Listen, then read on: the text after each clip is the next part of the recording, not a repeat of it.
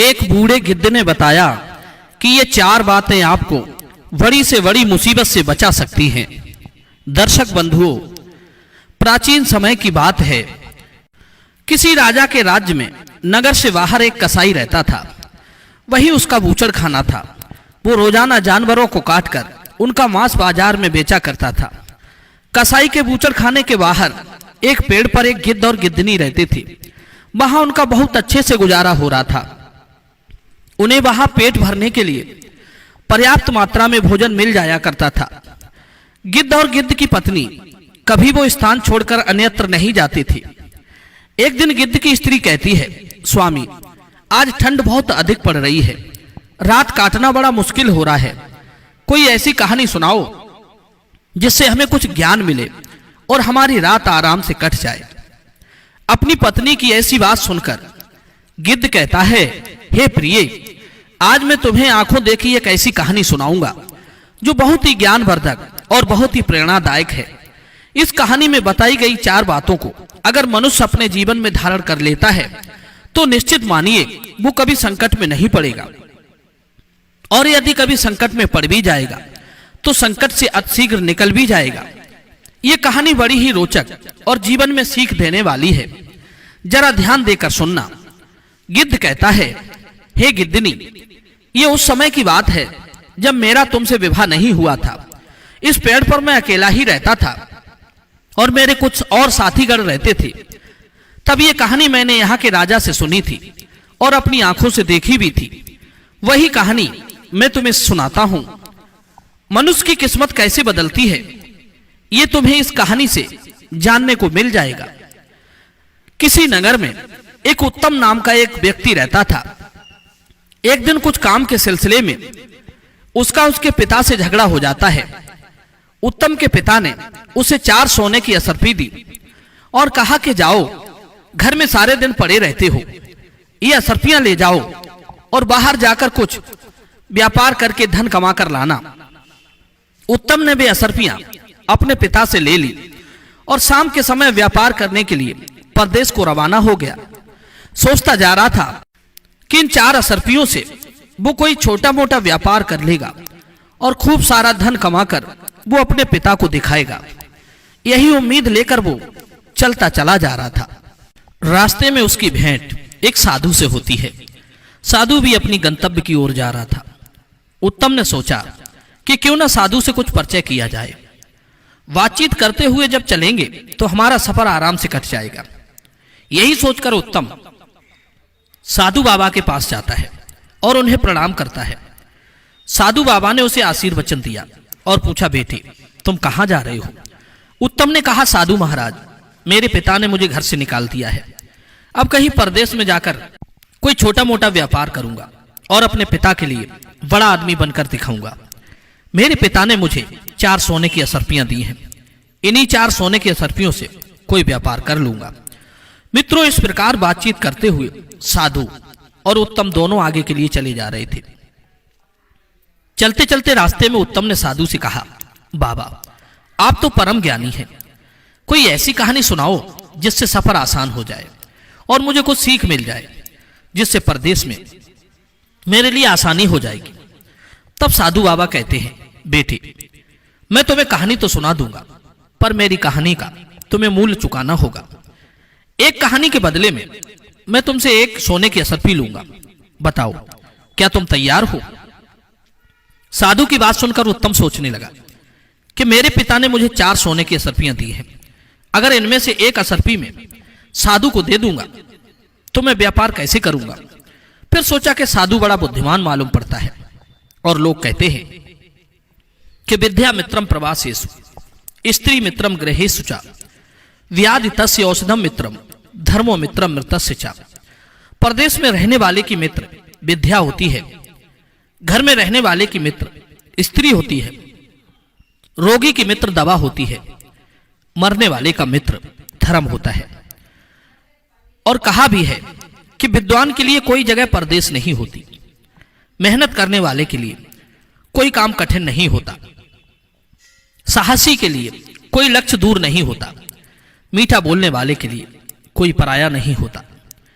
अगर आपके पास बुद्धि और विद्या है तो आप परदेश में कहीं भी सुखपूर्वक अपना जीवन बिता सकते हैं।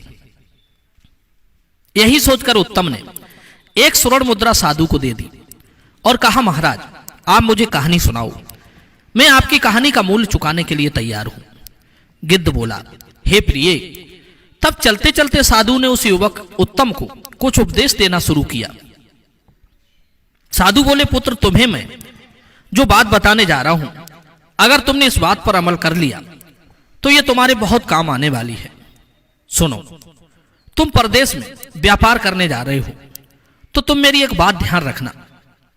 यदि परदेश में तुम्हें कोई ठीक ठाक व्यापार ना मिले तो तुम खाली मत बैठना, जो भी जैसा भी काम मिले वो काम पकड़ लेना। ये परदेश में रहने वाले के लिए सबसे पहला और अनमोल मूल मंत्र है। खाली बैठने से परदेश में अपनी जेब से ही धन खर्च होता है। वेतर यही होगा, भले ही थोड़े पैसे मिले, कुछ काम करके अपना खर्च चलाना चाहिए। इससे तुम्हें काम का अनुभव भी होगा और आपका समय भी ठीक से कट जाएगा। उत्तम ने कहा, ठीक है बाबा, मैं तुम्हारे इस उपदेश पर जरूर अमल करूंगा। अब आप कहानी सुनाइए। महात्मा जी बोले, बेटे कहानी तो खत्म हो गई, अभी मैंने आपको यह कहानी ही सुनाई थी। उत्तम कहने लगा, साधु बाबा ये कैसी कहानी थी जो जरा सी देर में खत्म होगी? ये तो आपने मुझे उपदेश दिया है, मुझे कोई कहानी सुनाओ ना। साधु ने कहा, अगर तुम दूसरी कहानी सुनना चाहते हो तो एक स्वर्ण मुद्रा तुम्हें और देनी पड़ेगी, मैं तुम्हें दूसरी कहानी सुनाऊंगा। मित्रों, उत्तम ने कुछ सोच विचार करने के बाद एक स्वर्ण मुद्रा साधु के हाथ पर रख दी और कहा, बाबा अब मुझे कहानी सुनाइए। साधु महाराज ने कहा, ठीक है, अब मैं तुम्हें दूसरी कहानी सुनाता हूं, ध्यान देकर सुनो। परदेश में रहकर बेटा कभी किसी दूसरे की वस्तु पर छल कपट या प्रपंच से अपना अधिकार मत करना। दूसरे की वस्तु को हमेशा मिट्टी के समान समझकर चलना। कभी किसी चीज पर नियत खराब मत करना। उत्तम ने कहा, ठीक है बाबा, मैं ऐसा ही करूंगा, अब आगे सुनाइए। साधु कहने लगा, बेटे कहानी तो खत्म हो गई, इतनी ही कहानी थी। उत्तम ने कहा, अरे ये क्या, ये तो आपने सिर्फ मुझे उपदेश दिया है, बस इतने से उपदेश के आपने मुझसे एक स्वर्ण मुद्रा ले ली। साधु ने कहा, बेटे ज्ञान की कोई कीमत नहीं होती, ज्ञान तो अनमोल होता है। ज्ञान की कीमत तब पता चलती है जब मनुष्य विपत्ति में पड़ता है और वही ज्ञान उसे विपत्ति से उबार ले जाता है। उत्तम ने कहा, ठीक है बाबा, उपदेश ही सही, मैं तुम्हें एक स्वर्ण मुद्रा और देता हूं, तुम मुझे एक उपदेश और दीजिए।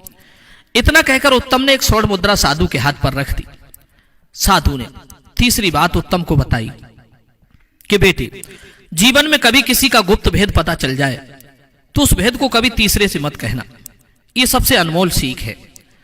साधु के तीसरे उपदेश को भी उत्तम ने अपनी गांठ में बांध लिया। फिर सोचा कि अब मेरे पास सिर्फ एक ही असरपी रह गई है, इस एक असरपी से व्यापार तो हो नहीं पाएगा, क्यों ना साधु बाबा से एक उपदेश और सीख लिया जाए।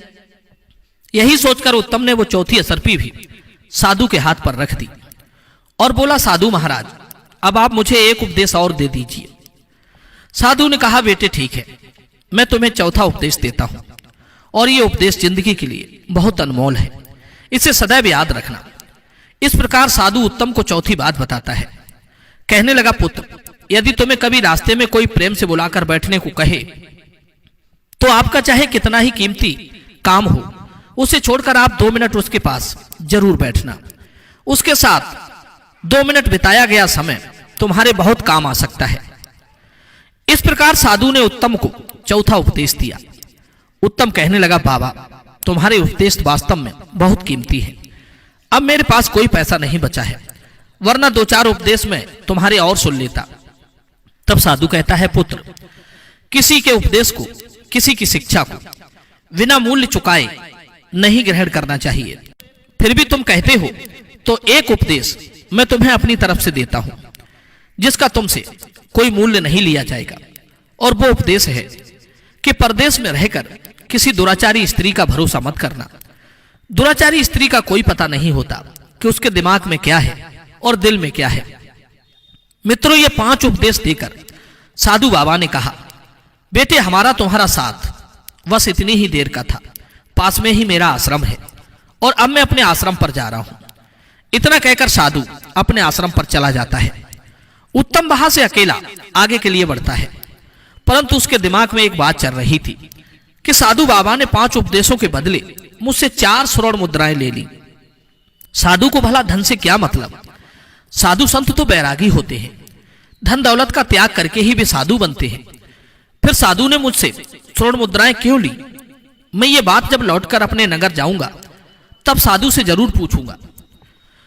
फिर सोचा, चलो जो भी है, साधु की ये 5 बातें बड़ी ही कीमती मालूम पड़ती हैं, मैं इन्हें सदैव याद रखूंगा।